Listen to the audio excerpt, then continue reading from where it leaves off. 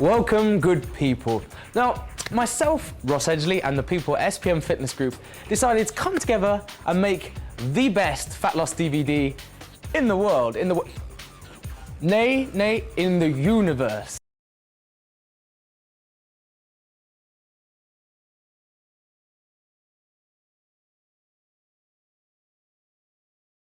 What's up guys, Derek, moreplates1days.com. Today we're going to be talking about Ross Edgley. So this is I don't know about like famous, but like well-known fitness influencer who has been featured on Rogan. He's been on some other big podcasts. And recently what I actually noticed was his training with Chris and Liam Hemsworth. So here he is with Thor himself preparing for his role as Hulk Hogan. He's looking saucy as all hell, chilling with Ross Edgley, both looking saucy. And Ross was training with Liam as well, looking like a fucking house. And yeah, I guess they've just been hanging out during this quarantine or whatever, and just training and getting jacked and helping. I think this is Hemsworth's wife as well, and I guess he's training her too for something. But anyways, this guy is becoming very well known for his amazing fitness feats.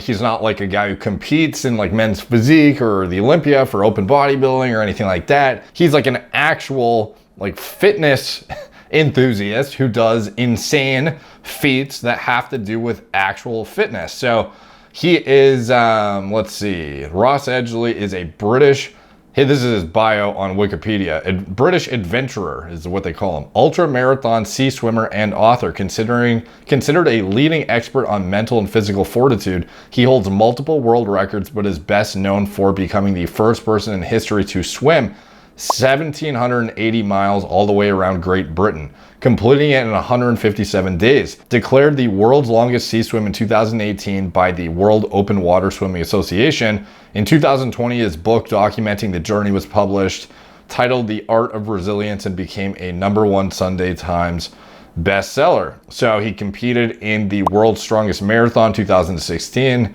Let's see, the World's Longest Rope Climb 2016, the Great British Swim 2018. The World's Fittest Book is his book he published in 2018. Some of his other feats include a 1,000-mile barefoot run in a month carrying a 50-kilogram backpack, an Olympic distance triathlon carrying a 100-pound tree, swimming over 100 kilometers across the Caribbean Sea pulling a 100-pound tree, swimming nonstop for 48 hours at the Commando Training Center for the Royal Marines, and completing 30 marathons in 30 days. So this guy's physique, for a guy who specializes in endurance activities, or at least partakes in them and has world records for them, he's very, very muscular, like totally contradictory looking physique to what you would expect for an endurance athlete. This guy holds a ridiculous amount of mass while doing all of these events still too. Like he doesn't seem to get smaller despite competing in these doing these crazy endurance feats and whatnot. And he's also shredded simultaneously. Like the guy has a nuts fitness model physique and simultaneously is able to crush these records here. Like here he is sitting on the stationary bike looking absolutely mean, dude. Looking fucking awesome. Here he is with Eddie Hall. He started to collaborate more with like well-known fitness influencers and whatnot too. Like Matt Does Fitness, notably. Here he is doing the old tire push with Hemsworth. Hey, maybe this is actually before Hemsworth took that saucy pic the other day. Looks like the same tire that was he joked was a donut or whatever the fuck he said. So anyways, this guy, literally a striking distance of single-digit body fat percentage, has a ridiculous amount of mass. So I figured, okay, if this guy is going to be natural, the only way he's going to be natural is if he's like 5'6" or less. Like the amount of compact mass this guy holds on his frame is just fucking nuts, to be honest. So I looked up what his statistics were online, and he's noted as 215 to 225 pounds at 5'11". So he is like, he's like a fucking like pro men's physique caliber, like physique. Like that's how much mass he holds while doing the endurance events.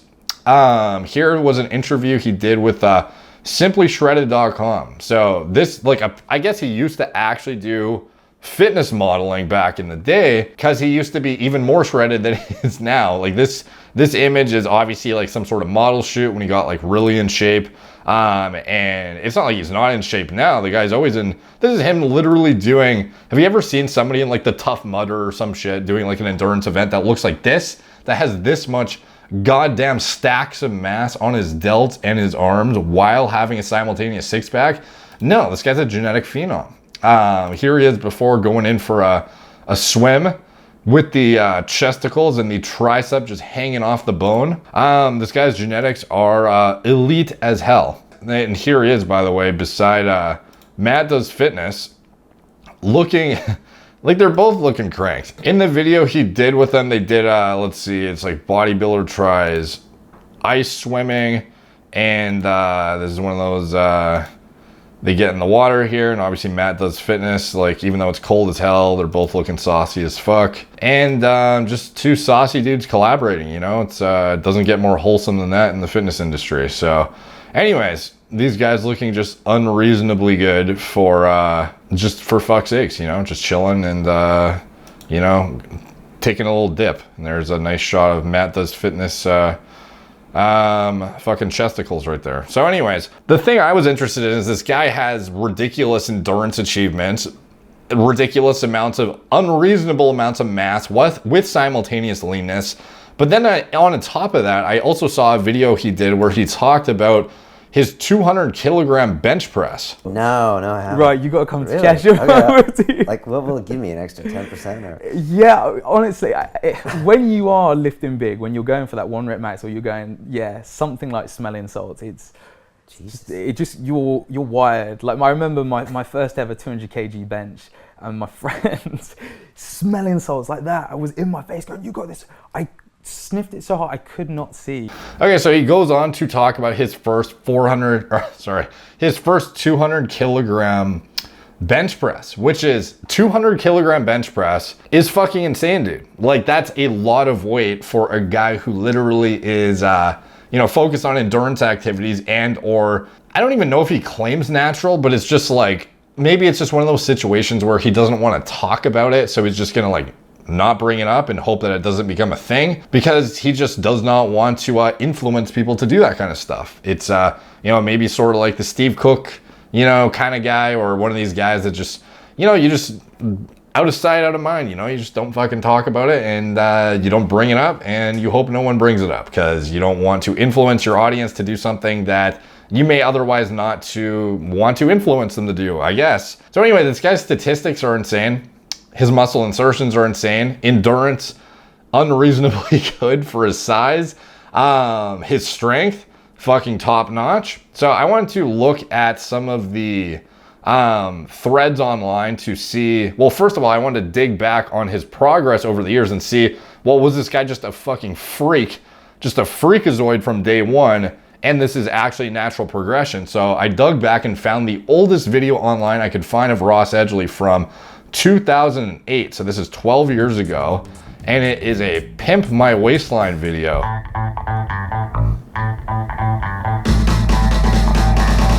So here he is, and he is, how old is this guy again? He is 35 years old right now, so this is 12 years ago, so he would have been in his early 20s in this video.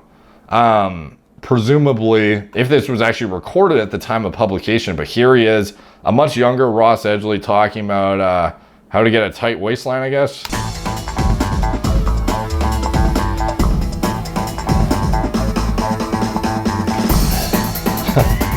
So as you can see here, his physique is obviously not bad, but it's definitely not where it is now. Like, he looks pretty solid, and, you know, you could probably, you know, argue this guy is natural here. And I think like, if you were to argue, okay, maybe if this guy just started lifting literally like in this video, he was a newbie to the gym and this is what he looked like, then maybe his progress might be natural from this point onto the current physique. And he's just a genetic elite at that point because his baseline is as good as many guys after a handful of years of training. So that's what I would, you know, maybe that might have been plausible at that point. And then here he is only, what is this, 6 years later, that with looking like he packed on another 30 pounds of muscle since that Pimp My Waistline video. Just absolutely diced, athletic as shit, 3D cap delt, striated, holding ridiculous amounts of mass, probably pushing the, you know, 205,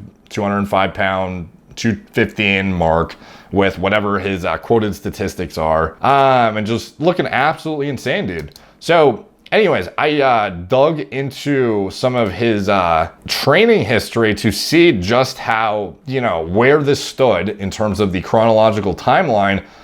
The question on, of course, he has a Simply Shredded article, which is like, you know, you're the fucking shit when you're on Simply Shredded. At least that was my metric of if you're a sick fitness influencer when I was younger, is if you had a Simply Shredded article, like you were the fucking man. So anyways, how did you get started with bodybuilding? He says, I grew up in a fitness-minded family. When I was 14, I started playing water polo for the Great Britain junior squad and I got promoted to the senior squad. Although I was physically strong, playing at a senior level was a whole new experience. During my first year, I got bullied in the pool by guys that were much bigger than me. I realized I needed to do strength training to get stronger if I was going to have longevity in the sport. So I got stronger and the rest was history. So Ross Edgley is claiming he started training basically when he was 14 or 15. So he's been at this Pimp My Waistline video that I just had up on the screen for how to lose fat with Ross Edgley, Pimp My Waistline, where he is looking what I said to be a good baseline as a natural if we were to even wrap our minds around the likelihood that this physique turned into him at current times physique with any level of, like, if it was realistic whatsoever for him to have transformed from that into this within the time frame that he did, you know, that Pimp My Waistline video must have been a natural, like, starting point.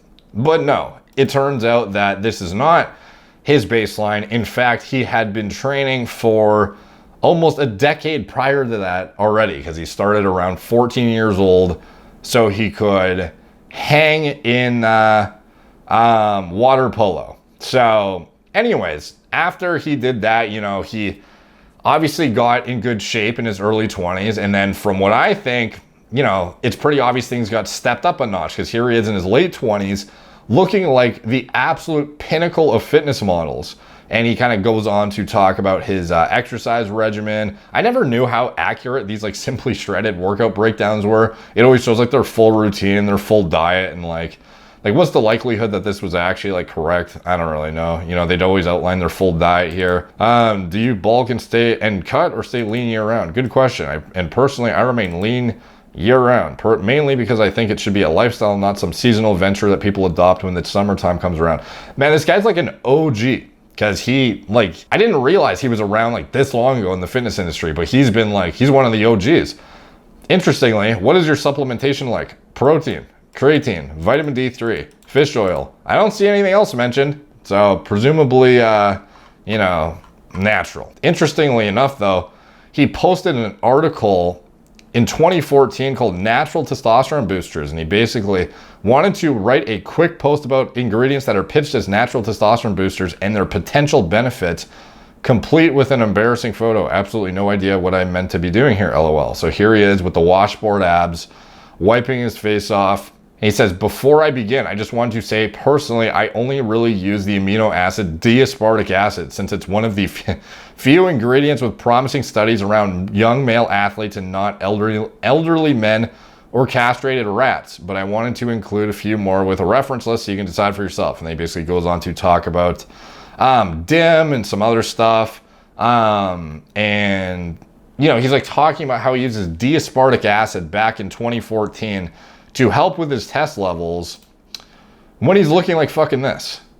Like, like Like, that was actually 6 years ago when he published this article in 2014. And it just so turns out when he did the Simply Shredded article, he was 29 years old, which was 6 years ago. So he literally looks like this and claims he takes D-aspartic acid to help with his test levels. Even though in 2008, he looked like this 6 years prior to that. So how realistic is it that he went from this to, in 6 years, this with D-aspartic acid? You know, I'll let you decide that for yourself. But anyways, that is the Physique. Jumps from that up to, here he is, another video from the Simply Shredded era. December 10th, 2014. I already showed this one, and this is him.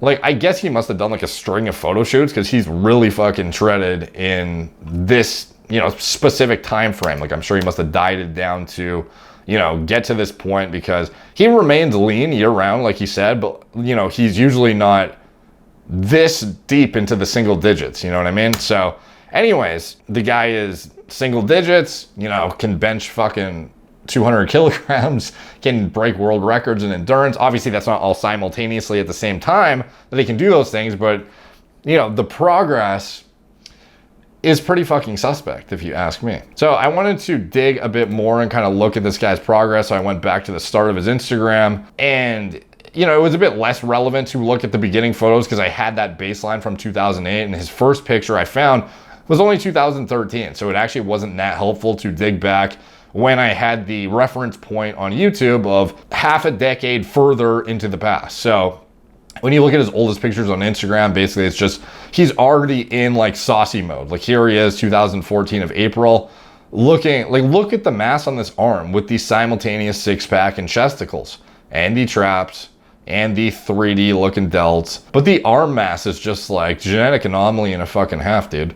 And then I guess these are, this is the 2014 era where he had his like peak model shoots and whatnot, and did a lot of photos and whatnot. Like, this is him looking absolutely insane. It's probably like, I don't know, 200 pounds here or something. Here he is looking absolutely, whatever this is, I don't know, but he's fucking striated. Here he is holding his plate of homemade protein flapjacks, flexing. These are so... It's a real art having these like lifestyle photos where you're trying to look like you're flexing but not actually flexing, where you're trying to look like you're not flexing but you're actually flexing. You're like arms on the fucking car, on the car steering wheel, and you're just like pretending you're like driving, but you're actually flexing your face off and having a simultaneous aneurysm while trying to flex your tricep. I don't know why guys even do these like lifestyle shots. Like, it's like, oh, you caught me like making my flapjacks. Like, oh shit, didn't mean to be fucking tensing my goddamn serratus at the same time. So anyways, this guy looks awesome, and he has made great progress, notably from 2008 to 2014 is when his physique basically hit his stride. And then since then, he's basically just been like, what's the word? Like main gaining, or just like lean gaining until recent, where he has basically, you know, he's not like a whole lot different now. He's maybe gained like a few pounds of muscle at most. Like, you might even argue that he has less muscle now because he's focused on other things and other athletic endeavors that are not really related to the fitness industry. So I would say his physique probably actually peaked in that kind of like 2014 era. Now he's kind of just like making content and doing things that help him career-wise and help him reach his endurance goals and whatnot. What's the likelihood that he didn't use something to do those endurance events too? I would say low. You know, why would you not deploy something to, you know, artificially elevate your hematology profile or something that's conducive to endurance? Like, especially if you're already experienced with the Sazul, like, why would you not implement something like that to aid in your performance? If you're not being drug tested, like, who the fuck cares, right? So I wouldn't be surprised if that was involved. You know, I'm not saying it is for certain. I want to dig in and see what other people's opinions were, because this guy's been around for a minute, and presumably there's going to be threads on the internet about him if he has any, if he has like notoriety in the industry and people want to know. Obviously, people are asking me, so I dug around a bit. I found this article by Michael Matthews, who's actually a pretty well-known fitness, I don't know, like he's a owner of Legion, which is like a relatively well-known company, and he has a pretty big YouTube channel. He's been featured in a bunch of like big publications and whatnot. And he just did a video with efforting apparently, so that's cool. He did this article on, do actors use steroids to prepare for movie roles, which I thought was kind of funny to see that. But when you dug into the comments, you see down near the bottom in the comment section, hey Mike / whichever staff will reply to this. I was wondering, what would you say that the athlete who ran with a 100-pound 3 marathon, Ross Edgley, is on steroids? What, is that a question? I was wondering, would you say that the athlete who ran with a 100-pound 3 marathon, with a 100-pound tree, I'm assuming, marathon, Ross Edgley, is on steroids? Mike Matthews says, hey man, I don't like to play the game of natty or not. That said, I'd be very surprised if he was natural based on his weight. I guess height and weight and distribution of muscle mass, massive traps and shoulders. This guy, I was merely asking because Ross Edgley seems to be doing a lot of stuff that normal people just can't seem to do. He did a marathon while pulling a 1-ton heavy car. He swam 40 kilograms in the Caribbean Ocean with a 45 kilogram tree. Dude, it's like, is there no spell check on this website? I don't understand. He swam 40 kilograms in the Caribbean Ocean with a 45 kilogram tree and did a triathlon with a 45 kilogram tree. He also apparently has climbed a rope that has the same length as Everest. Like, dude, the spell check is non-existent. I was just curious to see if a person that is not on steroids who could do that. People do incredible things all the time without steroids, especially when it comes to endurance sports, which often come down to who can suffer the most / mental toughness. I don't think it's a coincidence that the Tour de France guys were all on the Sazul. So I don't know about that. But anyways, but maintaining that much lean body mass while doing those things is definitely a red flag. Yes, I agree. So this is why, it was, I think it was proven that, or at least I would argue it is probably, that during the Tour de France, it's actually healthier to use anabolic steroids while you're doing it than to not. Like with the grueling endurance work, like how much fucking lean body mass, like literal bone mineral density and shit you're losing doing that event. Like the same thing would be the case for Ross Edgley and some of these world records he's breaking. Like there's no way you would not have some sort of exogenous support if you wanted to be the safest and or support your body from literally falling apart during the endeavor, at least in my opinion. And that's what Mike Matthews seems to think as well. So, in some of these Reddit threads, obviously there's a ton of natty or nots on this guy. Fittest man on the planet, ran a marathon while pulling a 1.5 ton car the entire race, completed a marathon or a triathlon with a 50 kilogram tree on his back, swam around Great Britain 160 days, ran 31 marathons in 31 days while doing 5x5 with 3-plate bench, proving you can do ridiculous cardio and still build muscle. Rope climbed the height of Mount Everest, which is over 8,800 meters, swam 48 hours nonstop. Is there anything he can't do? Well, he did try to swim from St. Lucia to, I'm gonna murder this, to Martinique with a log tied around his waist and wasn't allowed to finish. All these feats while weighing 85 to 100 kilograms, depending on shredded or bulked up body fat percentage at 175 centimeters. Most dudes who do crazy stuff like this are skinny bitches who can't life shit. Ross can bench 180 kilograms. I cannot believe for a second the fittest man alive is natural. I thought you were just joking about this stuff, but then I looked up, thought this guy is unreal. So yeah, if you really what's the likelihood that this guy who is literally standing beside fucking Thor himself and looking like a sauce fest beside him, as well as looking like a sauce fest beside Matt Does Fitness, does all these crazy, world record breaking feats, can bench, 200 kilograms, is over 200 pounds of like shredded mass at 5'11" while being able to do some of the shit. Like, no, dude, it's just, I don't think it's reasonable. I think it's, my money would be on him being unnatural. Let me know what you guys think in the comments down below. I think this is probably one of those things that's like, yeah, it's kind of a no-brainer. Not really sure a video needed to be made, but a lot of people asked for this guy. I've been asking for this guy over the past year, and he does not claim one way or the other. And presumably he just doesn't care, doesn't want to talk about it, or else he would, discuss it and put it out there and be like, yeah, I just do this because for all the reasons I just laid out that make logical sense. I didn't want my body to fucking fall apart while I was swimming. So sorry, you know, like that would be a more than reasonable enough conclusion, in my opinion, but I guess it takes away from his feats for a lot of people in the general population who just doesn't understand, still has this taboo view of exogenous hormones. So expectedly, he's probably just gonna not talk about it. So in my opinion, I would say no. But let me know what you guys think in the comments down below. Your comments help the algorithm, they're much appreciated. So they help stroke the good old algorithm and help push the video to a new audience that would otherwise not see it. If you want to support the channel, you can check out anything I'm associated with in the video description below. My TRT clinic, Gorilla Mind nootropic formulas, Gorilla Mode pre-workout formulas that I designed myself from scratch. My recommended lab test panels if you want to assess your own hormonal profile and see if you may benefit from some sort of intervention in some capacity, whether it be HRT, whether it be just a basic health panel screening and assessment if you are indeed optimized or not, or if there's anything you should be looking at. And anything else I'm associated with, it's all in the video description below. So thank you guys for watching. Talk to you soon.